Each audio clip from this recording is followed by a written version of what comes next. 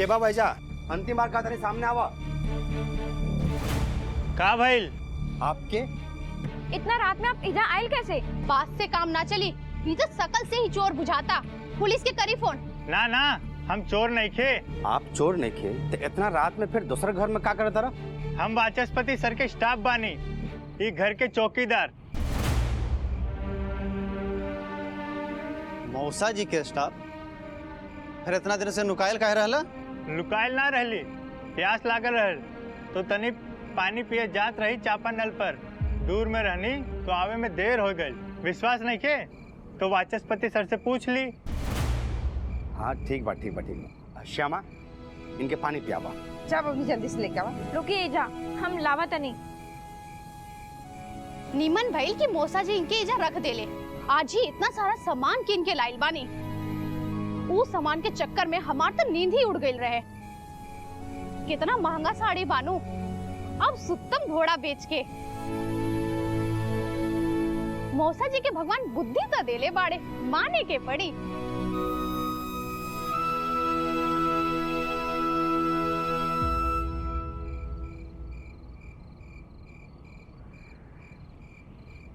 धन्यवाद।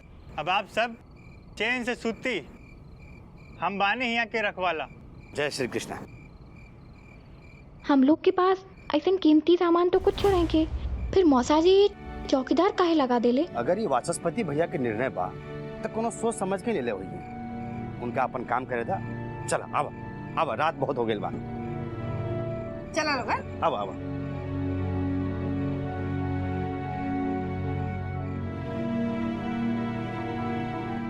बबनी का सोचा ताड़ू? चला सुतई। हमरा कुछ ठीक नहीं के बुझाता माई। हम तनी देर घूम ली, मन हल्का हो जाए। इतनी रात के अकेले कहाँ घूमबू? अकेले कहाँ बा, एक चौकीदार तबा ना। तू सूत रहा, हम तनी देर में चलाए। अच्छा ठीक बा, दा हमरा के गिलास। जल्दी से ही ठीक नो?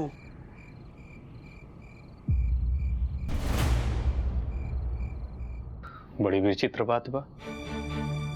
खुदे कहले रहल कि फोन करब, अपना फोन करत या ना उठावत या। निखिल, निखिल हमरा कुछ बात करे के बा। हाँ मैं बैठी ना, बताई। देखा समय बहुत कम बा और काम बहुत ज्यादा। ऐसे में कौनो ना कौनो गड़बड़ जरूर होला, लेकिन तोहरा ब्याह में भूल से भी कौनो भूल ना होके के चाहिए। कहो मजली दुल्हन, हम ठीक कहता नी नो? वैसे पता बा सबसे ज्यादा गड़बड़ कौन काम में होला? निमंत्रण में। लेकिन पूरा लिस्ट देख के निमंत्रण सबके हम दे चुकल बानी। लेकिन तोहरा के अगर केहू दोस्त वोस्त के निमंत्रण तो खुद देबा या फिर ओहे काम हमरो करे के पड़ी? एक मिनट माँ, का भइल निखिल? व्हाट्स रॉन्ग विद you? I am so confused. Priyanka कहले रहल कि फोन करब, अपना फोन करत या ना उठावत या। स्पेशली हम कहले रहली कि हम वेट करब। 3 ही दिन बच गए बा ब्याह में, और अभी नो हम दोनों एक दूसरा से अनजान बानी। ओहो, ब्याह में 3 दिन बचल बा, ओकरे बाद तो समय ही समय बा। जितना जान पहचान बढ़ावे के बाद में बढ़ा लिया। और वैसे भी हमरा तो बुझाता कि बेचारी थक वक के सूत गई हुई है। अरे इमे इतना सोचे के कौनो जरूरत नहीं खे। एक मिनट माँ, आई एम सॉरी, लेकिन हम ये बात काहे खातिर मजबूर बानी।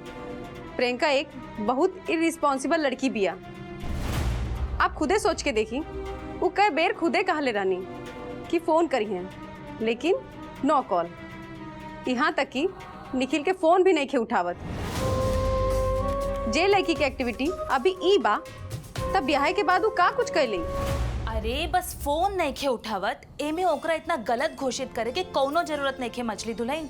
अरे हम कहनी नु कि थक गई हुई है, दिन भर घूमले फिरले बिया, इसे सूत गई हुई है। और हाँ, अब तू तीनों लोग अपन ऑफिस के काम तनी बंद करा। बस 3 दिन बचल बा ब्याह खातिर। ऑफिस में जौन भी काम बा कोनो जरूरत नहीं के करे खातिर। काम आई माने हमने दोनों भाई के बिना ही ब्याह के प्लानिंग हो गई। ये अन्याय है माई। भैया दोनों ना तीनों पतोहू के साथ है। माई तो ऑफिस जाए में बैन लगो ले बिया। ए माई, तीनों भाई अगर ऑफिस से एब्सेंट रहा अपना नुकसान हो जाए। कल खातिर आदेश देते। निखिल सही कहत रे। अरे 1-2 दिन में जौने काम आगे बढ़ जाई, ओकरी बात जवन तू कहबू तौने होई। हाँ हाँ, तू लोग वैसे भी आज तक हमार कोनो बात मानला जे अब मानबा? कौनो बात नहीं खे, जौन निमत लागता करा अपन मन से। मम्मी आज से जौन तू कबू हम उहे करब। कसम खाता नहीं हम घर से बाहरों ना निकले, ठीक बा? अब भैया कार्ड छप के आवे वाला बकाल, तो कार्ड के डिस्ट्रीब्यूट करे के रिस्पॉन्सिबिलिटी हमार बा, ठीक बा? निखी तो और का मुँह चुराएला? प्रियंका बात ना के लिए का तो तोरी मूड ऑफ भइला का कारण ही है। भैया जुदाई जुदाई बड़ा पीरा देवेले। अरे पीरा तो देवेले तो एजेंट क्या करत हैं मन का, इनके समय एकांत चाहिए। सो विचार चला चला लोग चला चलो चल माई।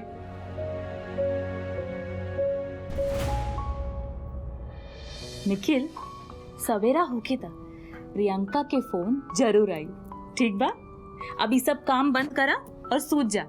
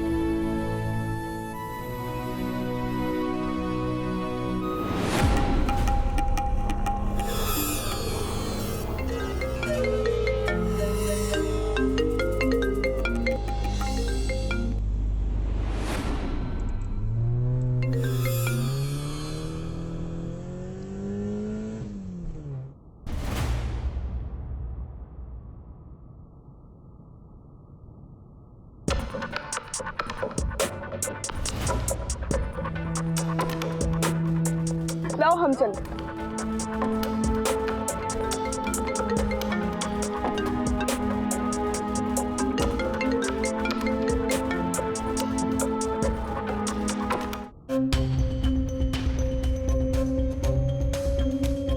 का भाई प्रियंका फोन काहे ना उठाती है? कोनो मुसीबत में तुम?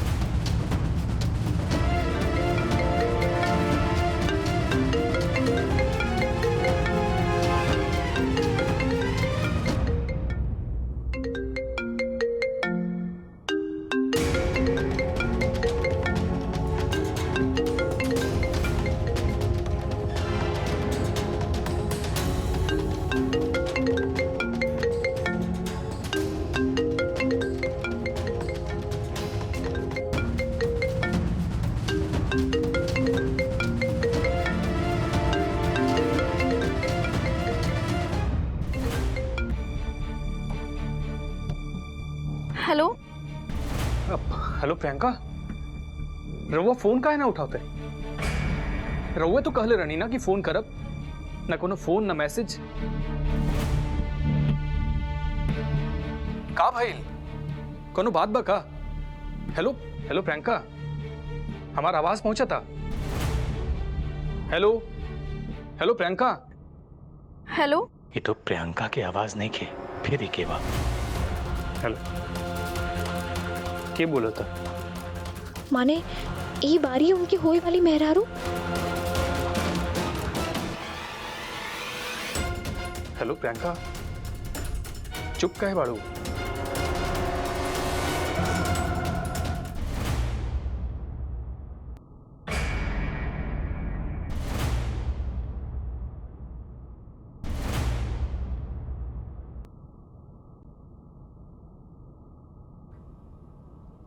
फोन काहे कट कर देलिस?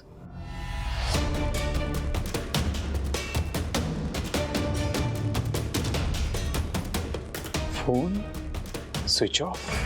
तारा हिम्मत कैसे भइल हमरा फोन से बात करे के? केकरा से बात करत रहे लो? बात करे से पहले ही आप हमरा से फोन छीन ली। देखी ना, आपकी गाड़ी के एक्सीडेंट भइल रहे, कितना चोट लागल हुई आपके। पहले आप हमरा साथे अस्पताल चली, ज्यादा दूर नहीं के, ये पास में बा। चुप, एकदम चुप, बेसी बात मत करा। देव, देव, आर यू ओके?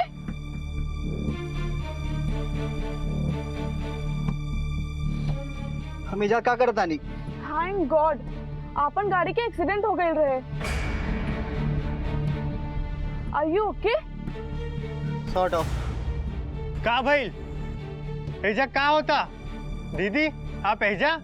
ये गाड़ी की एक्सीडेंट की आवाज सुन के हम दौड़त आई नहीं, ये लोगन के अस्पताल ले जाके पड़ी। ठीक बानी आप लोग नीचे उतरी। Hello, help. ना ना, हम दोनों ठीक बानी, हेल्प के कोनो जरूरत नहीं के। थैंक यू देव, चला। लेकिन ये अवस्था में कैसे जाए आप लोग? आप लोग के तो तनिको होश नहीं थे, और ये अवस्था में गाड़ी चलावे से आपन साथे और दोसर के जिंदगी पर भी खतरा पड़ सकेला। आप रुकी, हम पुलिस बुला देता नहीं, वो आपके घर छोड़ दी। रुकी भैया, देखा तनी रास्ता पैरा में बहुत पुलिस खड़ा रहेला। अरे रे, जरूरी ना खे, हम ठीक बानी, ठीक ठाक घर पहुंच जाए। अरे रुकी, अरे रुकी, हेलो, अरे रुकी।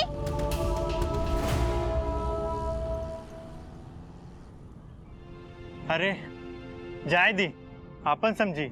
दीदी आप भीतर जाई, ऐसे रात में अकेले घूमब ठीक नहीं के। देख ली ना कैसे कैसे लोग घूमे ले। जाई। ये रहली ये लड़की, निखिल बाबू फोन कैले रहले और ये उत्तर ना देली। निखिल बाबू चिंतित बुझात रहले कि बिया ये लड़की कोई कुटुंब, दोस्त या उनके होए वाला पत्नी के। अजीब लड़की भी है, एक बेरी हेलो बोल के फोन काट दिलस, लेकिन वो आवाज प्रियंका के तो ना रहे। केकर आवाज रहे वो आवाज बड़ा जानल पहचानल लागत रहे। की रहे वो लड़की, लेकिन प्रियंका के फोन दूसर केहू काहे उठाई? कहाँ भी है प्रियंका इतना रात में? बबनी, अरे बबनी, तहार स्नान ध्यान हो गल की ना? हाँ माई, लेकिन तू का करत आरू? अब हम का करबाई? अब इजे जीजा जी कुछ लोगन के भेजले बाना घर सजावे खातिर, तो कहनी की सामान हटा ले। का हो श्यामा, काल रात इतना बड़का घटना सुन के तू घोट गईलू? कैसन घटना भौजी? फिर छुपावतिया। काल रात एगो गाड़ी दीवार से टकरा गई रहे। वो गार्ड कहत रहे कि एगो लड़का और लड़की नशा के हालत में डूबल गाड़ी चलावत रहे। उहे नशा के चलते ये भइल रहे दुर्घटना। और सुने में आई बा कि आवाज सुनते ही तू कूद के पहुंच गई हुई जा। तनी हमहू त सुनी कि कौन अकिल से बेलगाम घोड़ा की तरह कूद के पहुंच गईलू, उहो अकेले इतना रात में। देखा श्यामा, इतहर गांव ना शहर बा, भुला गईलू का? विपद में एक इंसान दूसरे इंसान के काम आवे की चाहे कि ना भौजी? अब चाहे रात हो चाहे दिन, वैसे श्री कृष्णा की कृपा से उ लोग के हानि भी ना पहुंचल माई। उ लोग के नशा भी टूट गए रहे, फिर ता उ लोग अपने से गाड़ी चला के भी गई। हम अपन माथा खुद ही फोड़ ले में एक दिन तहार ई ज्ञान वाला बात सुन के। रात में तू अकेले चल गईलू, तहरा के कुछ हो जाई तो के बचाई तहरा के? तहार कृष्णा मौका मिलल ना कि बन जाली झांसी के रानी। का कहले रहले मौसा जी कि ब्याह से पहले केहू से कोनो बातचीत ना। बातचीत केकरा से करत देख ले बानी भौजी? अब सामने केहू के नुकसान देखब ता कैसे आंख मूंद के टहल जाई? बोली ता बोले के का चाहत रू? बंद करा ई विषय में बात करब दुल्हन। लोग जन आयल बाने घर में काम करे खातिर, तो ई नहीं कहता रू कि जाके हाथ बटाई। हाँ, बैठ गल बाड़ू पुरानी बात लेके। जैसी न कन छूटे वाला बा और न भूसा। जा जाओ जा हाथ बटावा, तनी हमहू देख ले का होता।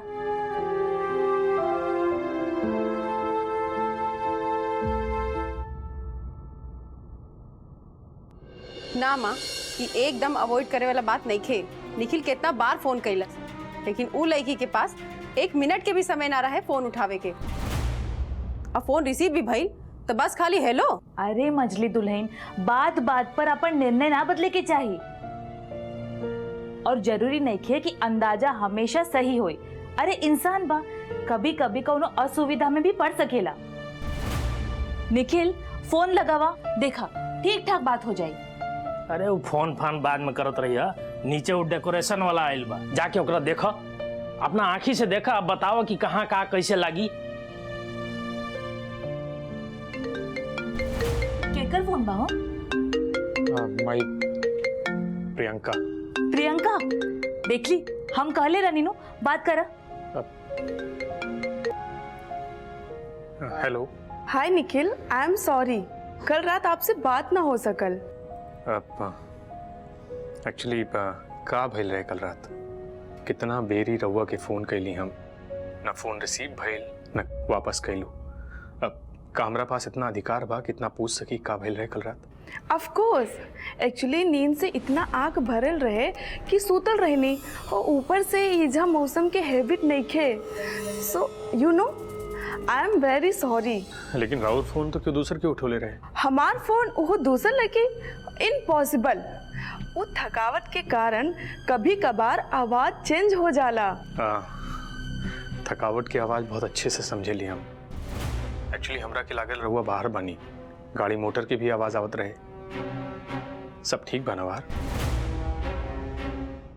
नॉट एट ऑल, कल रात खिड़की खुलल रहे, वहे से गाड़ी के आवाज सुनाई पड़ल होके। प्लीज निखिल, आप गुस्सा मत करी, I am very very sorry. It's okay, हम रहुआ के फोन करता नहीं थोड़ी देर में। Is it okay for you? या ओके फाइन। बाबूजी, माई वो थकावट के कारण सुध गए रहे। इहे कहल जाला तजुर्बा। तू लोग बेवजह बाल के खाल निकालत रहलन। चलो, अब सब सवाल और संशय के निवारण हो गई, उत्तर भेटा गई। चलो चलो, ढेर काम बनी छे। राधे राधे। जीजा जी, निखिल के ब्याह की तैयारी घर में जोर शोर से चल रहा बा। सब करे पास करे खातिर कुछ न कुछ काम बा, और हम खाली एजा वेजा बैठ के समय काटत आनी। जीजा जी, हम ही घर के कुटुंब नहीं खे जे खाली बैठ के पुआ पुलाव तुड़ब। हमरा के भी काम बताई ना। चली बताई।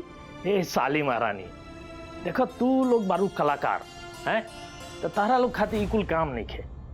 तू दोनों माँ बेटी मिल के गीत संगीत के कार्यक्रम शुरू करा। एकरा से का हुई, काम भी होत रही और मनोरंजन भी है। ठीक कहली नु ममता। महिले दुल्हन, तू अपना रुक्मिणी मौसी के सारा प्लान बता दी है। ऐसे शुभारंभ हम ही कह देता। रिसेप्शन वाला दिन रूपा रानी के गीत संगीत के कार्यक्रम भुलाए के ना चाहिए। बाकी तारा हमार पुतो सब कुछ बता दिया। बाबूजी तो बहुत कुछ प्लान करके रख ले बारे हैं, जैसे कि रिसेप्शन की रात में कपल डांसिंग, और ओकरा बाद बच्चा सब। ना ऐसे ना, तनी सरप्राइज बनल रहे के चाहिए। बिया के घर बा, बाकी सब टाइम पर। जीजा जी, सरप्राइज मेंटेन करे में तो आपके ई पुतो के जोड़ा नहीं खे। वैसे जोड़ा तो हमारे जीजा जी के भी नहीं थे। जब इतना सुंदर घरवाली पास में रही, तब मर्द की रसिक मिजाजी बुलबुला की तरह फूटे लागेला।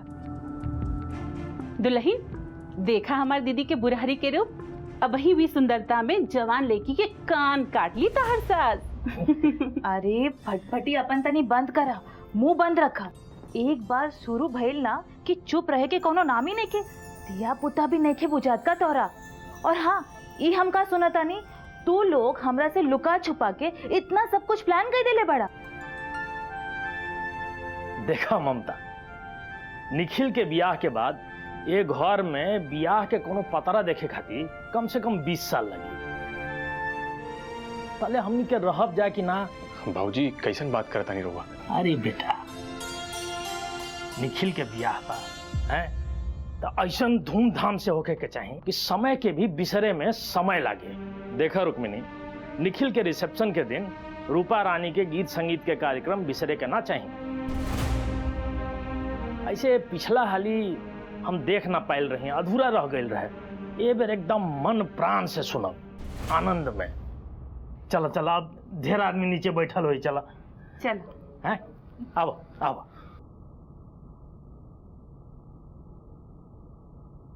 सत्यानाश, निखिल के रिसेप्शन और श्यामा के रिसेप्शन एक ही दिन पड़ी। हम ईजा कैसे लाइव श्यामा के रूपा रानी के एक झूठ के जे पोस के हम रखले बानी का जग जाहिर हो जाई। राधे राधे, हमरा के कुछ ना बुझाता, का करी हम, कुछ समझ में नहीं आवत।